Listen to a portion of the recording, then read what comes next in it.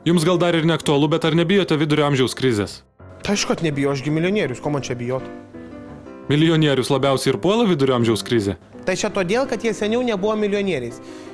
Vidurinio amžiaus krizė tai čia yra psichinė liga, kuri apsikrečiama nuo vargolių yra. Tiegi apsiženė 18 metų, paskui pagyvena 20-30 metų ir pamato, kad jau žmona nebetinkama nei vakarėlius kokius išeiti, nei iš vis viešumon įsivest. O tai jeigu jau kur nors išeini, tai tada baisu, kad kas nenufotkintų.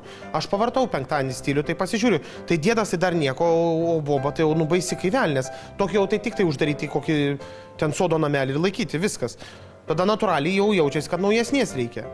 O ką daryti, kad taip neatsitiktų? Kad nereiktų keisti žmonos gyvenimo pusiaukelį. Nu, tai nereikia taip anksti vest. Palauk iki 40.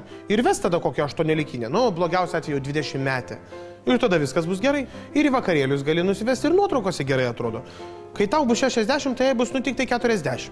Prisižiūrinti moteris, vat kaip šitą Monika Belučio, tai gerai ir atrodo. Nu, puikiausias pavyzdys.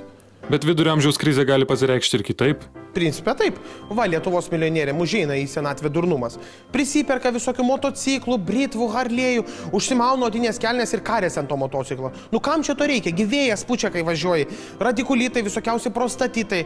Nu taigi sėdėk tu savo Hammerį ar kokiam kitam džipę su šildomom sėdinėm ir šildyk subinę. Nemat. Yra tokia patarlė, žilė galvon, velnės odegon. Nu tai ką? Nu tai pražilai. Tai ką būtinai dabar elgtis kaip klounų ir juokiant visus vargolius? Su tais motociklais. Nu tai pražilai, nusidažyk plaukus ir toliau gyvenk normalų gyvenimą. Žodžiu, vidurio amžiaus krizės nebijote? Aišku, kad nebijau, aš jokių krizių nebijau. Ko man čia bijot? Net prieš šitą ekonominę krizę ir va dabar apyvartas pasidinom 3 Nes atsirado begalė vargolių, kurie perka tas mano dešas. Ypač gerai ėjo tai šitą vargolių plus liniją. Va nesenai paleidom.